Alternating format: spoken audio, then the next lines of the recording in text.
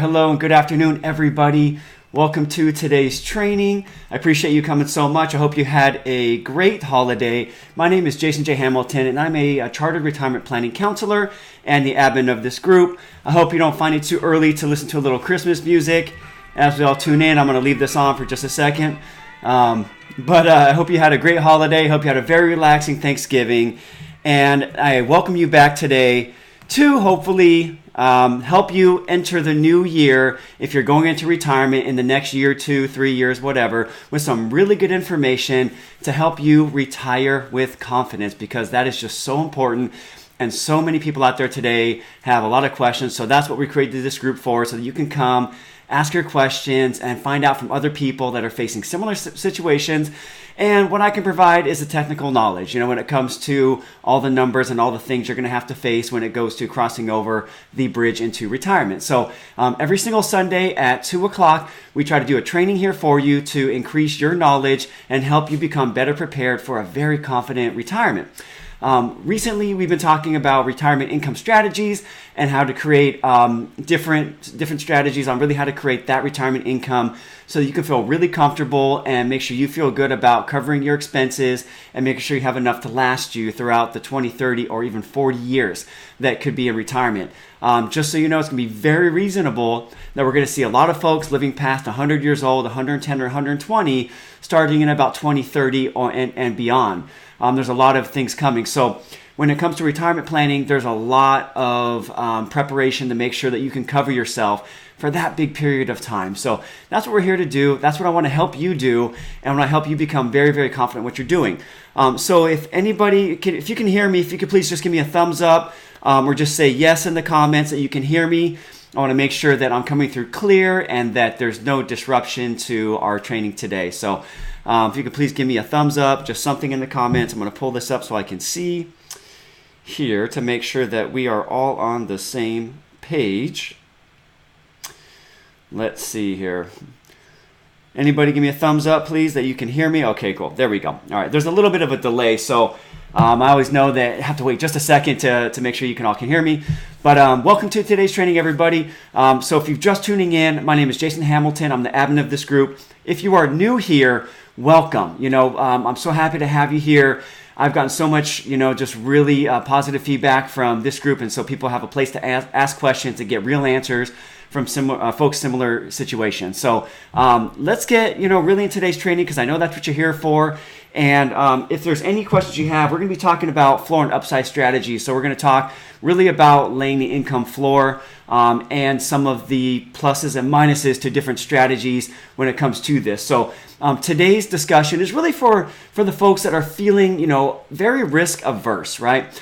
So you really would prefer safety and security over growth and maximum return, right, in your overall retirement planning strategy. So if that sounds like you, then this is definitely the right place, and definitely get your pen and paper out because I'm going to give you some really good information. So why don't we just jump in and get started today on the training, because I know that's what you are all here for. Let's see. Let me make sure you can get me in the little corner here so you can see my face. And let's pull up to see if there's any questions in the queue. Of course, that is too loud. Okay, cool. So, all right, awesome, guys. So today we're going to be talking about creating sustainable income streams in retirement. This is part 3, and it's the floor and upside strategies, okay? So, let me switch my page here. Okay. All right, as always, I have to put my disclaimers here. None of the information I share today should be taken as specific investment advice for your situation. It may apply, it may be very similar, but please, please, please get individual advice on your situation. Nothing here is meant to be telling you exactly what to do. I just want to increase your knowledge and help you gain some insight on some of the things I think you should be thinking about when it comes to these specific subjects, okay? So this is part 3. So if you missed part 1 and 2, part 1 was the 4% rule, and part 2 was the bucket strategies. You can actually go into the videos tab in this group. So if you go into the videos tab on the left side, there will be a little videos tab there. I hope you can see this, but you click on those videos there, and then all the previous videos and all the trainings we have will be in there. Someday I will get my stuff in order, and I will get these organized very clearly. So either on my website or somehow in here. Facebook isn't the best at giving you everything you want to do, but I will get these organized shortly. But if you just look by date, you should be able to find exactly what you need under this tab here if you missed the first 2 trainings or if you're new here, okay?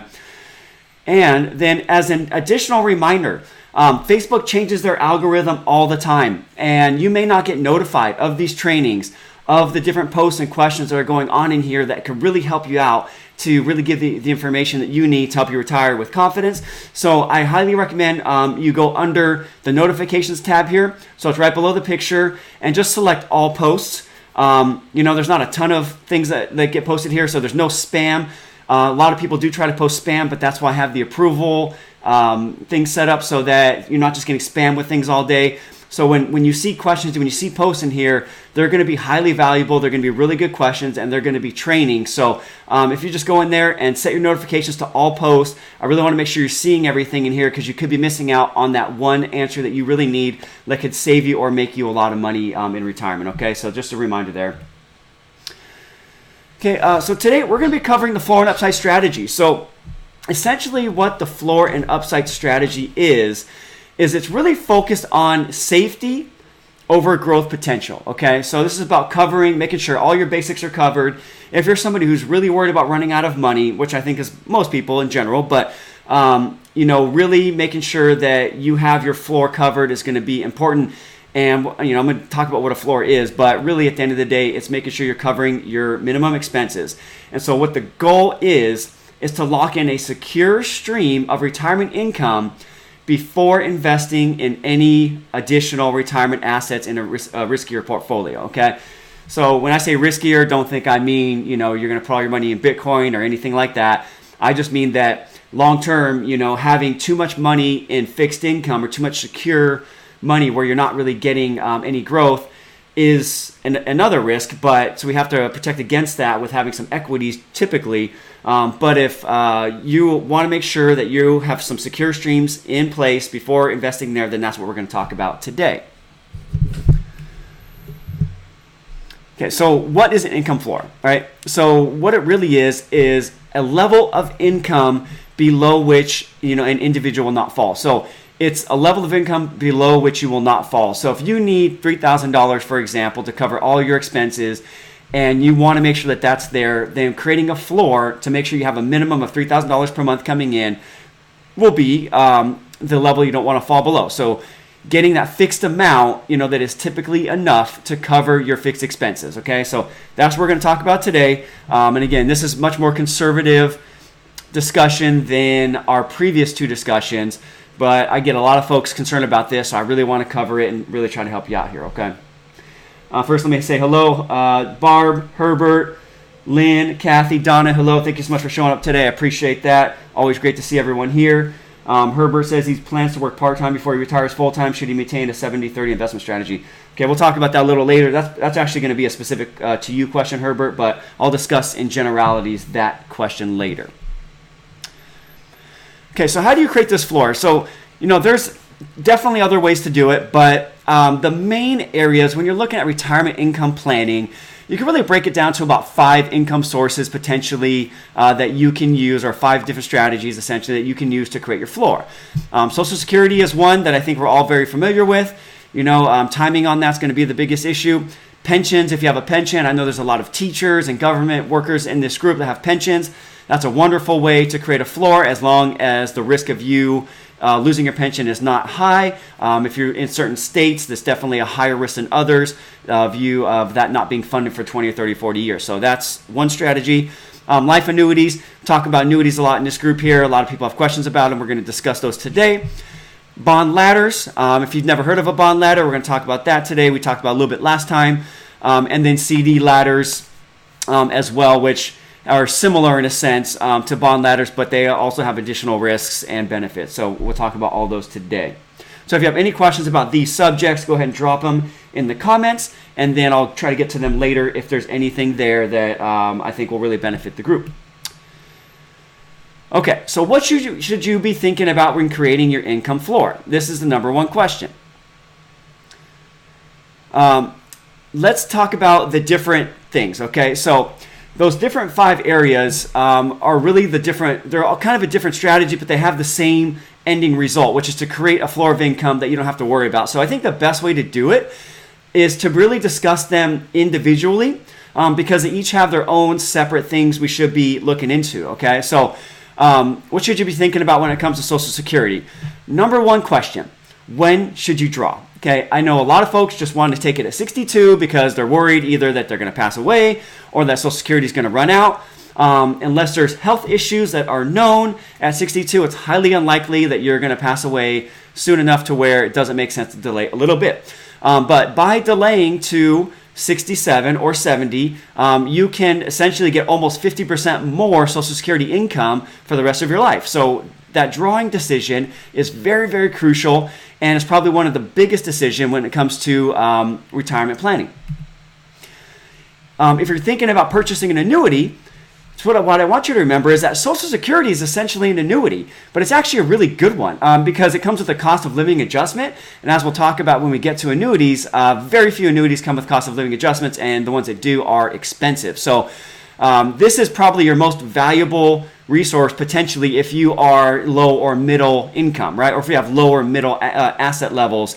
Social Security can be a very valuable tool when it comes to timing when you take it, and then also different things like when to draw from retirement accounts, considering strategies like Roth conversions, if you should move some money from pre-tax money to post-tax money, that this Social Security decision comes into play. So it's not just as simple as, well, what am I going to get from 62 to 67, and then when do I break even? It's just not that simple. You have other things to consider because once you draw Social Security, if you start trying to go for other things like Roth conversions, well, now you're going to start most likely hitting the taxation level for Social Security, and your net received of your Social Security check becomes lower, right?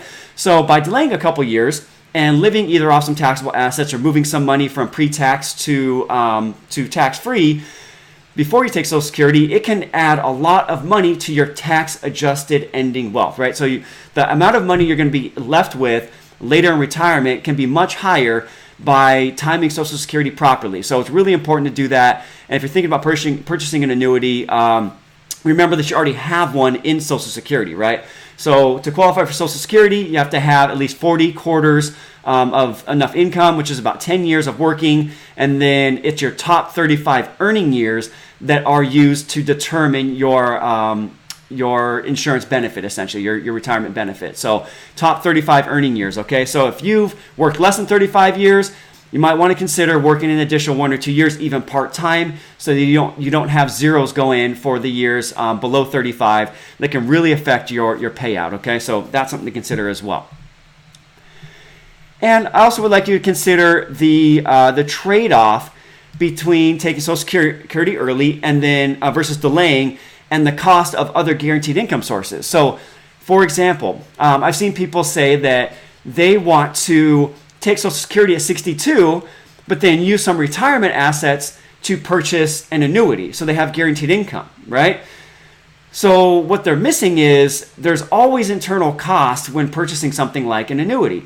And if you look at what the internal costs are, versus what it would cost you to draw a little bit from your retirement portfolio and then delay Social Security and find that break-even point, I would say, I can't say 100% of the time, but I'm going to say high 90% of the time. Mathematically, it makes more sense to delay a little bit on Social Security, draw some retirement assets, and then have a higher Social Security payout. And then if you do decide to purchase an annuity of some sort, later in life, you can get a little bit higher payout there too. So there's a lot of benefits to considering the trade-offs here. So I really want you to look into all the numbers here and don't just make these decisions based on fear or what you feel or what your best friend told you or your neighbor told you. It's really important to look at the cost-benefit analysis of delaying Social Security versus purchasing an annuity, and then also considering drawing some retirement assets before you take Social Security, okay? Okay, and then before we get into pensions, I'm going to see if there's any questions about that. I'm going to give you just a minute. Is there any questions about anything I said about Social Security? If you do, go ahead and drop them in the comments, and we'll talk about that. While we're waiting for the questions, the big thing I want to talk about with pensions is how secure is the source, okay? So in reality, like very few people have a pension anymore. And when I say pension, I mean direct benefit. You know, like if you work for the state, if you're a fireman, a policeman, a teacher, you know, if you're provided a pension, very few company pensions anymore, but usually federal, state, or things like that have these pensions. Really look into the level that your pension is funded. I've seen some pensions that are pretty scary, that are sitting at 60 or 70% of the required funding level to meet the long-term benefits that they're going to have to pay out. So if you're looking at that and you're putting your whole life and your whole retirement income based on a pension, when you could also have a chance to roll that money into an IRA and take the payout, it could be risky, right? So a lot of times pensions have great payouts, but the ones that have the best payouts are also the ones sometimes with the highest risk level that they may not last if there's not increased taxes or some other things that need to happen, because a lot of the times the pension payouts were decided when interest rates were a lot higher. So generating guaranteed income is very, very difficult these days with the low interest rate environment. And on top of that, we are expected to have lower stock market returns based on the last 10 years of bull market and really just a lot of things being squeezed out of the indexes. So the talk of active management is becoming a lot more popular now because it's going to be really hard to just buy the index, buy an S&P 500 and do really well. It's going to be more difficult to return that. So number one question is, how secure is the pension source? Okay. In California, there's potentially a lot of unfunded pension liabilities, and so we're going to have to figure out something. So look at that as your number one thing when you're looking at trusting your pension to be your floor source. The second question, I think it's really important, is which pension distribution option should you choose? So when you go to take a pension, usually there's multiple options. You know, one being the lump sum where you can roll that over to an IRA, for example. But if you're going to actually take the pension and take the monthly benefit, then you have to look at what option should you choose. So single life means that if you're married, there'll be nothing that gets transferred to your spouse, for example. It's just for your life and your life only. That's typically one of the higher options. So that's something to consider. But then if you have a spouse, well, what's going to happen if you lose that pension and you lose that payout? Are they still going to be okay? Are they going to be able to support their needs for the whole span of retirement? Second option is sometimes joint and survivor. So a lot of times if you have a joint pension with a survivor option, you can get, say, 80% or 60% of whatever you are currently getting paid after you pass away if you're the pension beneficiary.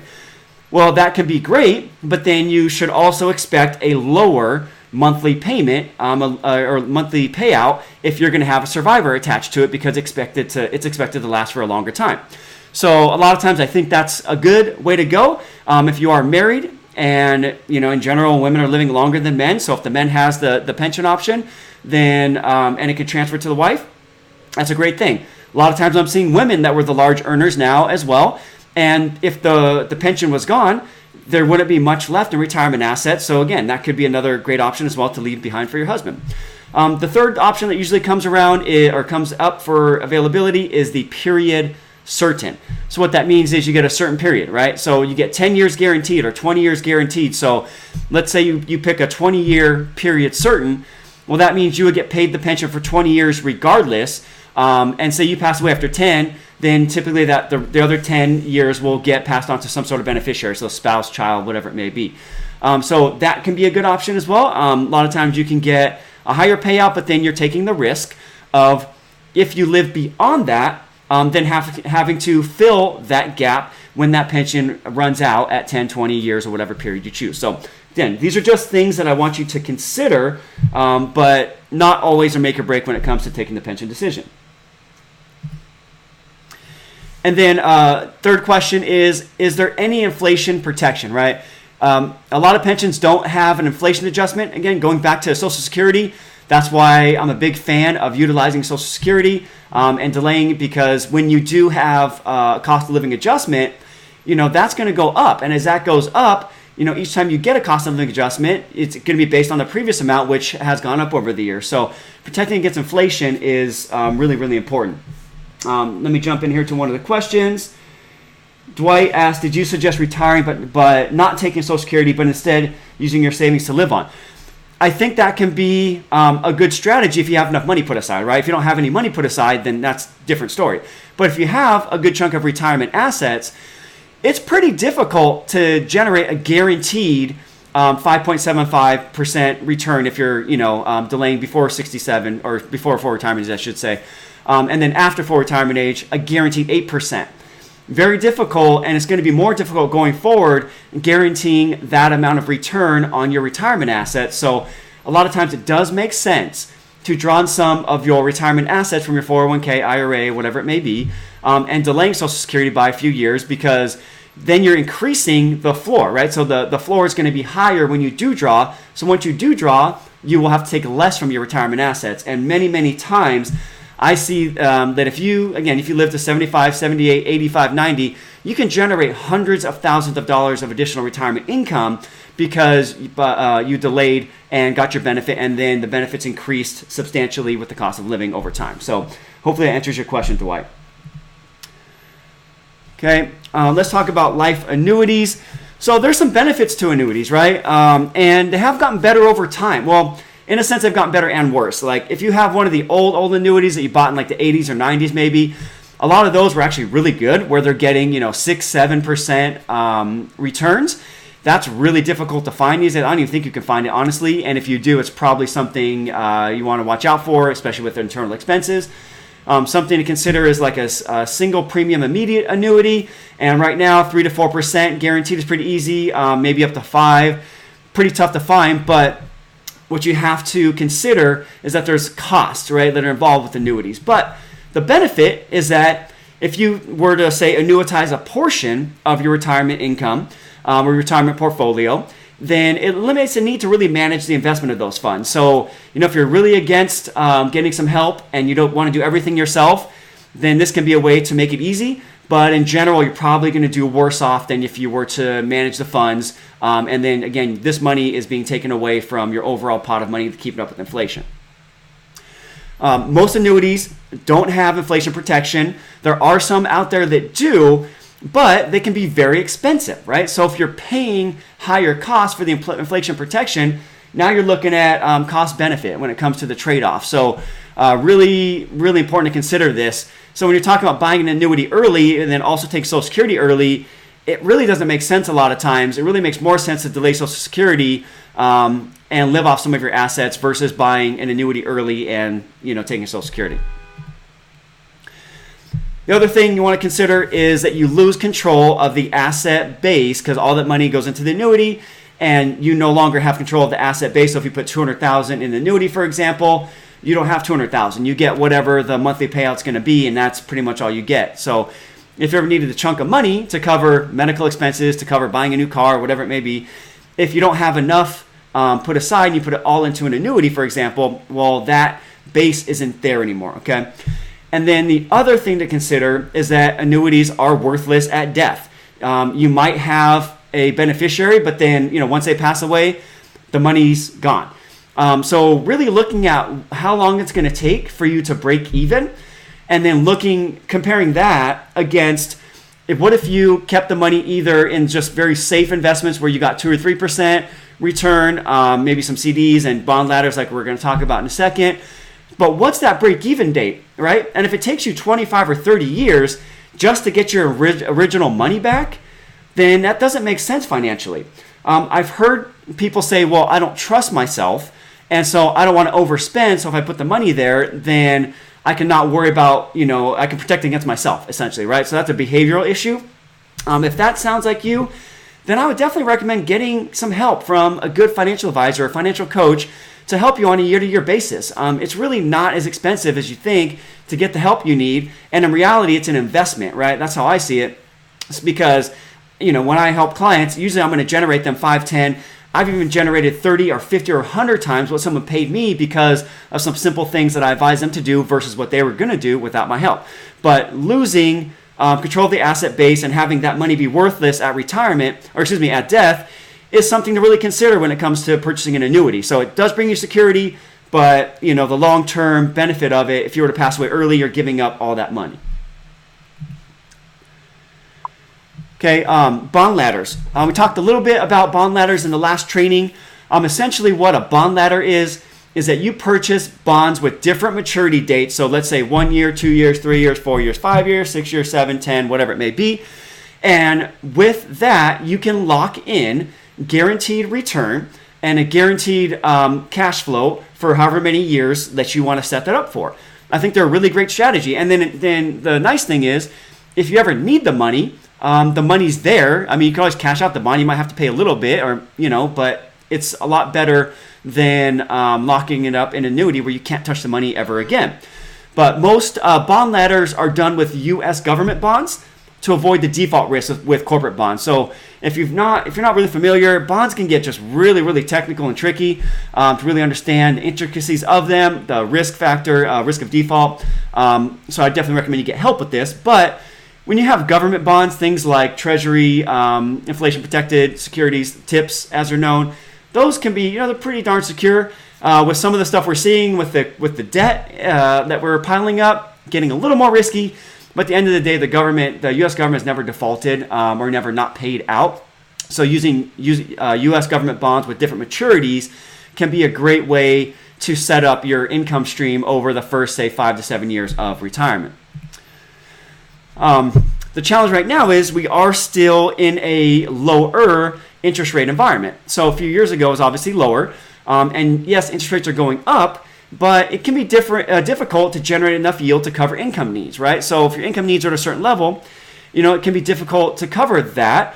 But in reality, if you're going to buy something like an annuity, it's pretty similar in what you're going to get in the payout, but you lose control of the asset base with the annuity versus the bond ladder where you actually keep control of that asset base.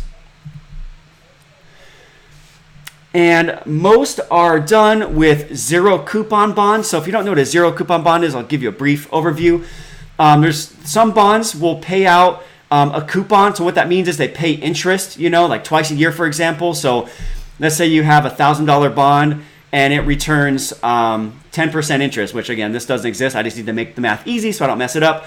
But if you had a 10% interest bond, you would get paid out typically $500 every 6 months, right? The problem with that is if it's outside of a tax advantage account, so if it's outside of an IRA or 401k, bonds are taxed differently than stocks. They don't have long-term capital gains. You're going to pay your marginal tax rate, right? So that can be a little bit expensive, but if your income's low, maybe it's not that big a deal. But what most folks do is do it with what's called a zero coupon bond so that you don't get paid out any interest along the way. So you're not paying over time. You just get paid the return on whatever the coupon was when the bond matures. So the great thing about that is when you're doing a bond ladder, each time a bond matures, what you want to do is take that money and then buy a longer term bond again and just keep on, keeping that ladder going to keep your income needs in place. So you don't have to pay every year along the way. You only pay once a bond matures. So for example, if you have a bond with a 3-year maturity and it's, say, let's say $1,000 bond with a 5% coupon, which means you're going to get 5% per year. So normally you would get $50 per year. Well, you don't get paid out each year. You get $50 each year you own the bond for 3 years. So you'll get $150 when the bond matures. You'll actually get a little bit more because it is, there's some compounding in there. But you'll get paid at the end. So you only pay taxes on that interest in that 1 year, not every year along the way. So that's why these bond ladders are done with zero coupon bonds. Hopefully I'm not losing you guys. I want to give you good info, but I want to give you some technical stuff, but and educate you, but at the same time make it simple. Okay, and then CD ladders. I think a lot of folks have heard of CD ladders. A lot of good benefits to CD ladders, but you can compare a CD ladder to a bond ladder. Very similar. You buy CDs that mature at different dates, just like you would buy bonds at different dates. The bad thing about CD ladders is that the money's locked away for a certain period of time. So if you need it, there could be penalties before it actually matures. The other thing is you can miss out on yield in a rising interest rate environment. So right now, interest rates are rising, right? So they're going up a little bit, and they're expected to go up again by the end of this year. So you could be missing out on this, but at the end of the day, it may not be that big a deal if you have 3 months, 6 month, 9 month, 1 year, and then, say 3 year, 5 year, whatever it may be.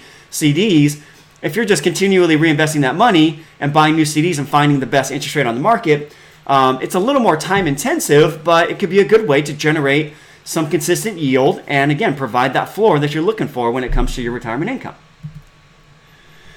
The nice thing about CD ladders too is overall they're pretty simple. All you really need to do is open CDs of different lengths and then renew them for a longer term when they're due. Pretty simple. But is a little more active, and you're gonna have to pay attention to it. And here's the other thing is, like, a lot of times you can find different deals that are better at different institutions. So if you're trying to manage like 10 or 15 CDs that are different lengths at 3 or 4 or 5 different institutions, it can get a little cumbersome, especially as we're getting older in retirement, and sometimes our brains just don't work as well as they used to. So keeping track of all this can be a little bit of a headache. And if you keep them all at one place, maybe you don't take advantage of the best possible rates that are out there. So this strategy, while simple, it takes a little bit more work, and you want to stay on top of it as you are reinvesting as the CDs become due. Okay. So just to summarize real quickly, the floor and upside strategies are very reminiscent of the 4% roll and bucket strategies. They have a lot of things that are very similar. The difference with like a bucket strategy is that you're probably not going to lock your money up in too much of a fixed income with no inflation adjustment, right? And you're not going to put all your money there. So with the floor and upside strategy, some folks just want to put all their money in this guaranteed floor, and it may take all the money you have to generate enough income to cover your basic income needs, because with interest rates being so low, it's really hard to generate a good guaranteed return that will cover all your needs. So something to consider when it comes to deciding what strategy to use when it comes to providing income for yourself in retirement. If you have enough retirement assets to create an income floor that covers your basic needs, a benefit is you could potentially take on additional risk with your portfolio. So if you can cover all your basic needs with guaranteed income sources like pensions, Social Security, whatever it may be, well, you could probably take a little bit more risk with your portfolio. So in the good years, when we do have an up market and you have great returns, that's going to allow you to spend a little bit more in retirement and take the extra vacation, splurge a little bit more, give a little bit more money away, and do some fun things like that you can't always do when you're on 100% fixed income. The other thing that I think is a big benefit for a lot of people, there's a lot of folks here, especially in this group, that really just want peace of mind and just want to even if they don't make a big return, they just want to know that they're going to be good and not run out of money. And so the peace of mind, even if your returns are lower and even if you can't spend as much, can be good. Can be good for folks that have a low risk tolerance, and that just is what it is. There's different levels of risk tolerance. Some can take higher, some are very low.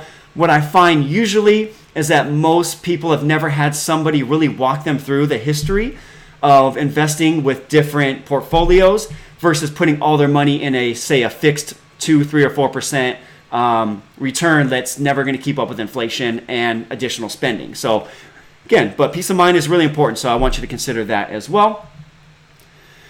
And that's today's training. So if you have questions, go ahead and drop them in. I'm going to stay on for a few minutes and answer any questions that you have.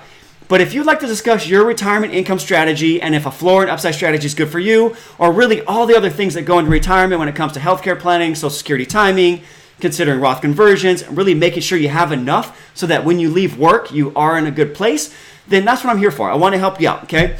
So I offer complimentary calls, and you can go to my website here at kisplanning.com/apply. Once again, that is KIS, like keep it simple, planning.com/apply.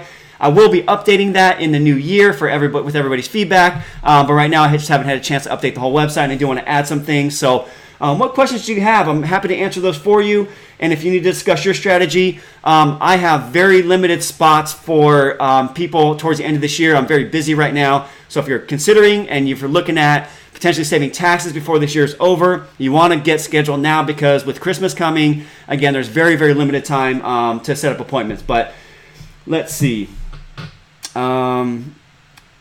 Any questions here? Susan says something about Yale University pension. Maybe that's what she has. Hopefully that's good. Lynn asks, on another subject, how do you feel about life insurance to leave a legacy for your children? I think it's okay. I think it's an oversold strategy, and it's really pushed forward by life insurance agents, right? So when you talk to like fiduciary financial advisors, people that are fee only, that don't make any commissions, very rarely will they say life insurance is a good strategy to leave a legacy for your children.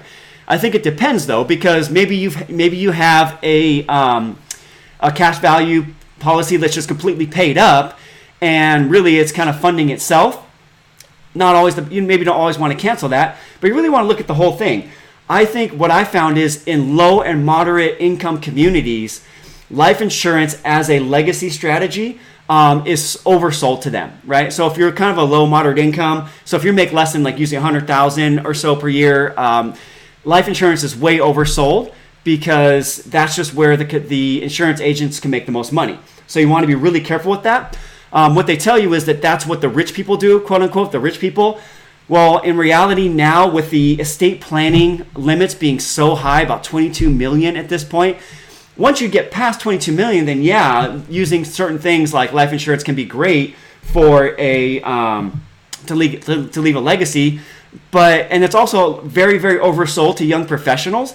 So if there's any dentists, doctors, in this group, life insurance, fully funding it and then borrowing it later, blah, blah, blah, all this garbage is just really, really oversold to high income young professionals, because usually they don't have a ton of assets, but they have a lot of income. And so they make it sound really, really good. So I would be very careful with using life insurance if you're only focused on leaving as a legacy. Life insurance is meant to be as an income replacement tool. So maintaining some life insurance until you can fully fund yourself perpetually from your assets. That is what it usually should be used for, not as a legacy tool typically. Dan asks, is it a bad time for index funds? Honestly, all an index fund is you're just buying the market, right? So good or bad, over the long term, I think you're going to be just fine. The market's down a little bit right now, so you can get a deal, right? So anytime the market's down a little bit overall, it's a great time to buy if you have 5, 10, 15, 20 years. Not a bad thing. Here's something really interesting about index funds. I've been really listening to what a lot of the very large investment corporations are doing. So like Barclays, Goldman Sachs, companies like that, what they're doing, what they're investing in, and what they're saying is index funds are going to be what we should really expect from like even just regular mutual funds or buying the market in index funds is that we should expect lower returns on average going forward. After this bull market, that they feel that we've really squeezed out a lot of what we can. If you look at what's going on in the market just this year, we call them the FANG stocks. So Facebook, Amazon, Apple, Google, Netflix, and Google. They're a huge portion of the S&P 500, for example. So if all your money's in the S&P 500, I think like 30% or 33% is tech. So and that whole percentage is just like 5 companies, the majority, right? So you're actually not really diversified if you own S&P 500, and that's even if you own the index fund, that's not really that diversified as it used to be because of the size these companies have grown. So with them being down 20% this year, and Facebook is just facing a beating overall, I think long term it might be okay, but these big companies and even Google, they're just getting hammered right now. So if all you own is index, I don't think it's a bad strategy. That's where most of my money is. But what a lot of these big investment companies are looking for now is opportunities in emerging markets, right? So China, Brazil, India. So what they're saying is returning to a value strategy, so very similar to a Warren Buffett strategy. If you don't know about Warren Buffett, his strategy is buying companies that are considered undervalued. So if they're making good income or if they're having good net profits versus their stock price, then it might be a good company to invest in for the long term. And value in general has outperformed growth over long periods of time. So what they're saying is finding companies that are undervalued in these emerging markets is some place to really be looking into because by just buying the indexes now is going to be tough to generate the same returns as we've had previously. Okay, so Dan, I hope I answered your question. Carol asks, is there a safe percentage to use when using your savings instead of taking Social Security early? I don't think there's a particular safe percentage we can say for everybody, but you need to look at what is safe for you, right? And looking at your situation and what your chances are of maintaining your lifestyle all the way throughout retirement. And so you can't just say there's one safe percentage. there could be a way to consider it where maybe you draw a higher percentage for a few years until you take Social Security, and then you lower that percentage down. But if we have a down market during that time, that could put some stress on that situation. So, that's why I like the bucket strategy. By locking in, say 5 or 7 years of consistent income, you don't have to worry too much about the long term, because periods 5 years or longer in the market have generally returned positive results. Very, very few times, 2 or 3 times where you've had a down negative return over that period of time. And if you have a balanced portfolio, it's almost none, right? So I don't think there's a particular safe percentage. I think you want to look at your whole situation and make your decision based on you as an individual. Okay. All right. Inya, I hope I pronounced that right. Inya asks, what if pension does not have cost of living adjustment? Would it be best to take the sum? I need this money to live on. So this is part of my point here. I think that's a really good question. And that's something that is concerning. If you don't have a cost of living adjustment, then that pension is really not worth as much long term. Some people say, oh, well, just look at if you get 4% or more, take the pension. Well, that's not always the answer, because if there's no cost of living adjustment and you are young, because if you take a lot of folks with pensions are retiring at like 55, 58, 60, you could easily live 30, 40, or even 50 more years. And think about 50 years ago, what that pension would be worth in comparison to today's dollars. It's nowhere near probably what you would need to have a comfortable lifestyle today. So if you were to take the lump sum and roll that and then invest that, you have a much higher chance of generating enough income to pull from and then keeping up with inflation. Plus you have the lump sum if you were to need that amount of money there. But with low interest rates, it actually really is a tricky question. So I would definitely say, again, it's a case-by-case basis. But without a cost of living adjustment, then I lean more towards taking the lump sum. But I wouldn't say it's a hard and fast rule to always take the lump sum, because some pensions are actually really good. And it makes more sense for you to take the pension and then just keep your additional assets invested at maybe a higher equity portion versus fixed income, to then make sure that area of your portfolio is keeping up with the long-term inflation considerations. Okay, so great question, a really, really good question, man. I love this group. That's all the questions that I'm seeing. If you guys want to put anything else in, I'll stay on. But other than that, I appreciate you. I appreciate you showing up for today's training. I try to keep these short and succinct, but we seem to go a little bit long. But I really hope that I gave you some good information today that's going to help you when it comes to making the decisions to make sure you have enough money and that you don't run out. And once again, if you need my help, just schedule an appointment. The first one's complimentary. I try to do the best I can to provide you the most value possible. And everyone I speak to in general has said, yeah, I've gotten a ton of value out of this. And sometimes it makes sense for us to get some additional help, and sometimes it doesn't, and that's okay.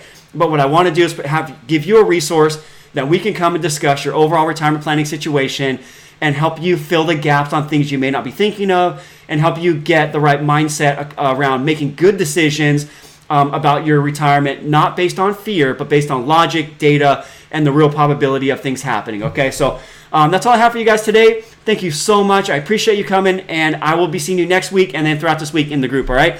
And just as a reminder, I have some exciting things coming in 2019. So if I post some questionnaires, some surveys, I'd appreciate you guys' feedback. I think you do a great job normally, but that's the way I can get this group to be as high value as possible, okay? Thank you guys so much. I appreciate you. I love you. Have a great weekend. I hope you enjoyed the rest of your holiday. And don't eat too much turkey, because it probably will make you nap, and you should get outside and take a walk, all right? All right, guys. Appreciate you. Have a good one, all right? Bye-bye.